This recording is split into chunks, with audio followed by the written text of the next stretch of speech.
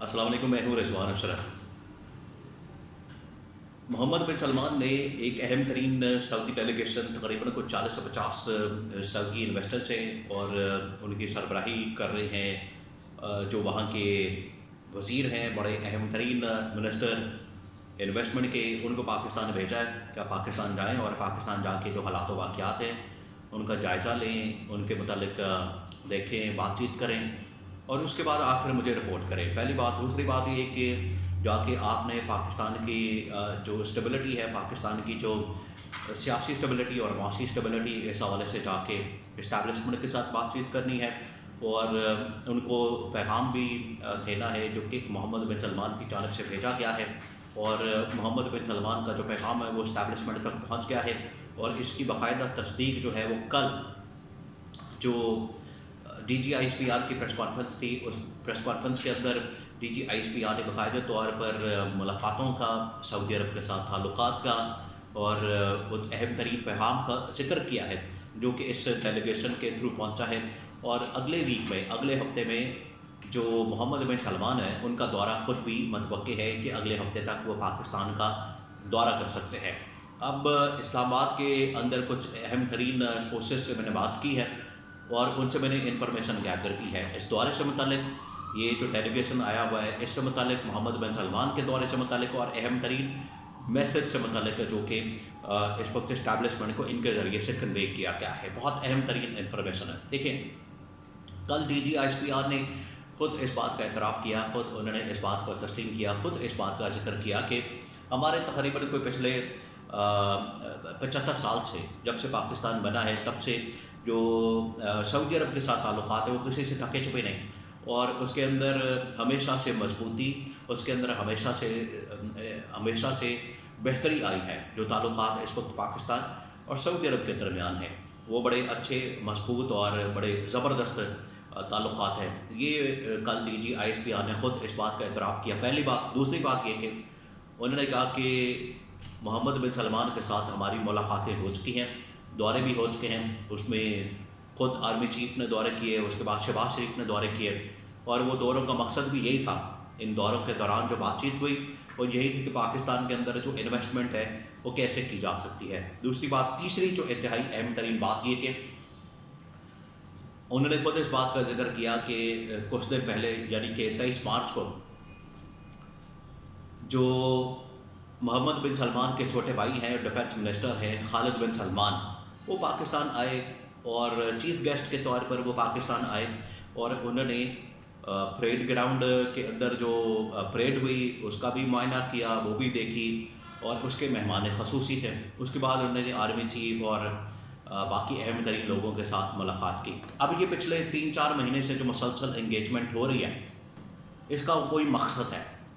वो मकसद ये है कि मोहम्मद बिन सलमान पाकिस्तान के अंदर इन्वेस्टमेंट करना चाहते हैं, वो पाकिस्तान के अंदर सरमायाकारी करना चाहते हैं, लेकिन उनकी जानिब से भी कुछ अहम तरीन चीज़ें और कुछ अहम तरीन शराइत रखी गई हैं। देखिए, जब भी इन्वेस्टमेंट होती है, कोई भी इन्वेस्टर जो पाकिस्तान के अंदर इन्वेस्टमेंट करने आता है, वो इन्वेस्टमेंट के लिए आएगा तो आखिरकार यहाँ के हालात वाक़यात को देखेगा, यहाँ की स्टेबिलिटी को देखेगा, यहाँ की पॉलिटिकल डेवलपमेंट्स को देखेगा, यहाँ के जो अहम तरीन मामलात हैं उनको देखेगा कि यहाँ पर गवर्नेंस सिस्टम कैसा है, यहाँ पर सियासी माहौल कैसा है, यहाँ पर गवर्नमेंट कैसी है, यहाँ पर ये तमाम चीज़ें वो देखी जाती हैं कि सियासी स्टेबिलिटी है या नहीं है।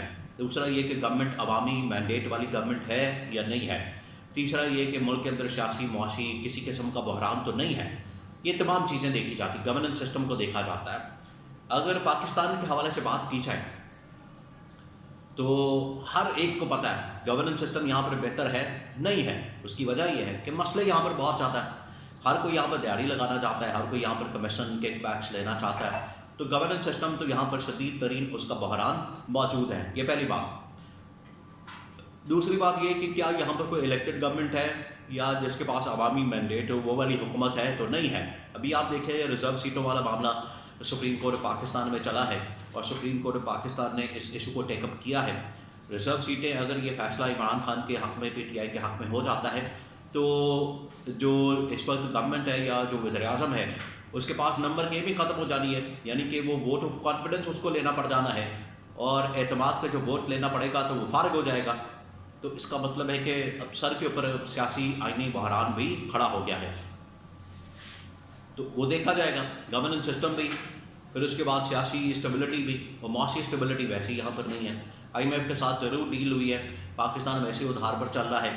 تو جو معاشی سسٹم ہے اس کے اندر بھی اسٹیبلٹی آپ کو پچھلے کچھ سالوں سے، خاص طور پر اس وقت سے جب عمران خان کی حکومت کو نکالا گیا، عمران خان کی حکومت کا تختہ الٹا گیا، عمران خان کی حکومت کو گھر بھیجا گیا، عمران خان کی حکومت کے خلاف رجیم چینج آپریشن کیا گیا، تب سے لے کے آج تک پاکستان میں جو معاشی اسٹیبلٹی ہے. اور عمران خان نے اس بارے میں خبردار کر دیا تھا، ایسا نہیں کہ عمران خان نے خبردار نہیں کیا تھا، عمران خان نے پہلے ہی خبردار کر دیا تھا کہ اگر آپ نے یہ سازش نہ روکی جو میرے خلاف ہو رہی ہے، یہ پاکستان کے خلاف جو سازش ہو رہی ہے اس کو نہ روکا کہ تو اس کا نقصان جو ہے، مجھے تو چلے میری حکومت ختم ہو جائے گی، میری حکومت چلی جائے گی، لیکن اس کا نقصان جو ہے وہ پاکستان کو ہوگا.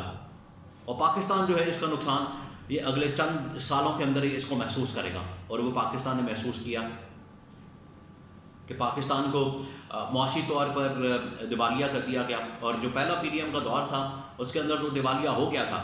انہوں نے حالانکہ زیادہ شور مچایا ہوا تھا اس بات کے اوپر. عمران خان نے تو آلریڈی پاکستان کے اندر خزانے کے اندر اتنا پیسہ چھوڑا تھا، اور اس وقت جو انڈیکیٹرز جتنے آ رہے تھے عالمی اداروں کے وہ اتنے زبردست تھے. وہ تو پاکستان کے حق میں تھے، عمران خان کے حق میں تھے، عمران خان کی سپورٹ میں تھے.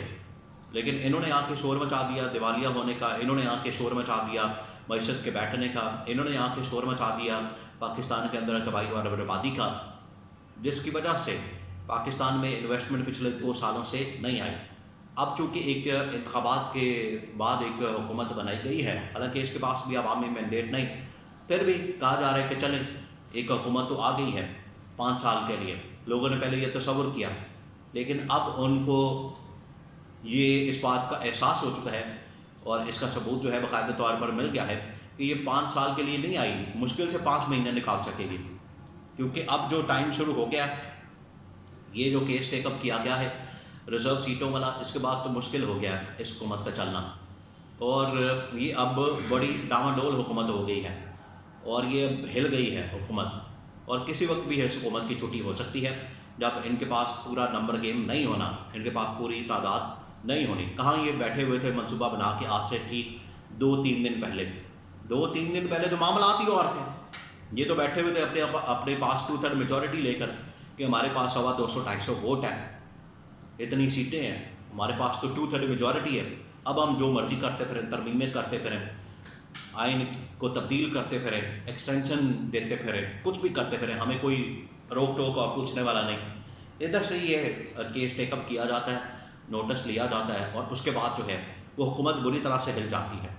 اسی وجہ سے حکومت کی جانب سے آپ دیکھیں وہ انفارمیشن منسٹر آ کے پریس کانفرنس کرتا ہے، لا منسٹر آ کے پریس کانفرنس کرتا ہے، وہ اسی وجہ سے کی جاتی ہے، پھنس گئے ہیں. تو یہ ساری ڈیولپمنٹس اس وقت سعودی عرب کے نالج میں ہے، سعودی عرب کو پتہ ہے. تو سعودی عرب تو پہلے بھی ڈیمانڈ کرا کہ ہم پاکستان کے اندر انویسٹمنٹ کرنے کو تیار ہیں، لیکن یہ جو اسٹیبلٹی ہے، یہ جو پاکستان کے اندر اس وقت آپ ایک شخص کو PTI کو ٹارگٹ کر رہے ہیں، ایک شخص عمران خان کو ٹارگٹ کر رہے ہیں، اس کا مقصد کوئی نہیں. یا تو ہم یہ مقصد اس کا سمجھائیں، یا تو آپ اس انتقامی کارروائی کو، ملک کے اندر جو پولیٹیکل وکٹمائزیشن کا ماحول ہے اس کو بند کریں، اس کو روکیں. اور اگر یہ روکتے ہیں تو اس کا مطلب ہے کہ پاکستان میں اسٹیبلٹی آ سکتی ہے، جو کہ اس بات کی ضمانت دے گا. اور اگر آپ یہ نہیں روک سکتے، اگر یہ معاملہ اسی طرح سے جاری و ساری رہتا ہے، اگر یہ معاملہ ایسے ہی چلتا رہتا ہے، تو پھر اس کا مطلب ہے کہ پھر انویسٹمنٹ بھی بڑی مشکل ہو جائے گی پاکستان کے اندر. یہ انہوں نے پہلے ہی بتا دیا تھا پاکستان کو. اسی وجہ سے بار بار آ رہے ہیں جا رہے ہیں، آ رہے ہیں جا رہے ہیں کہ ہم سنبھال لیں گے، سب کچھ ٹھیک کر لیں گے، لیکن نہیں ہو رہا، چیزیں مزید خراب ہو رہی ہیں. اور یہ جو فیصلہ آ سکتا ہے، یہ جو کیس ٹیک اپ کیا گیا ہے، اس کے بعد جو فیصلہ آ سکتا ہے، اس سے تو مشکل لگتا ہے کہ یہ حکومت ٹک پائے گی. حکومت کے چانسز تو بڑے کم ہیں، حکومت برقرار رہنے کے چانسز بڑے کم ہو گئے ہیں. اور جیسے ہی یہ نمبر گیم، ان کا نمبر ختم ہونا ہے، نمبر کم ہونے ہیں، تو لارجسٹ پارٹی جو ہے وہ بن جانی ہے PTI، تقریباً کوئی 115 سیٹوں کے ساتھ، MNAs کے ساتھ. اور جو نون لیگ کی سیٹیں ہیں وہ 108 سے 90 پر آ جانی ہے. تو آپ دیکھیں کتنا بڑا فرق پڑ جانا ہے، کلیئر ایک ڈفرینس آ جانا ہے نمبر گیم کا. اور PTI اس میں لیڈنگ پوزیشن میں چلی جائے گی. جب پی ٹی آئی اس میں لیڈنگ پوزیشن میں چلی جائے گی تو آٹومیٹکلی پھر یہ حکومت کا وجود جو ہے وہ خطرے میں پڑ چکا ہے، اور یہ کسی وقت بھی اعتماد کا ووٹ کا کہہ کر یا عدم اعتماد لا کر اس حکومت کو بڑی آسانی کے ساتھ گھر بھیج سکتے ہیں، جو کہ یہ ملک کے اندر عدم استحکام کی علامت ہے، اور ان حالات میں کوئی انویسٹمنٹ کرنے کو تیار نہیں ہوگا، وہ بڑا مشکل ہو جاتا ہے۔ تو سعودی عرب نے ان تمام چیزوں کو دیکھ کر ہی عمران خان کی رہائی اور اس حوالے سے اسٹیبلشمنٹ کے سامنے جو پیغام ہے وہ رکھا ہے۔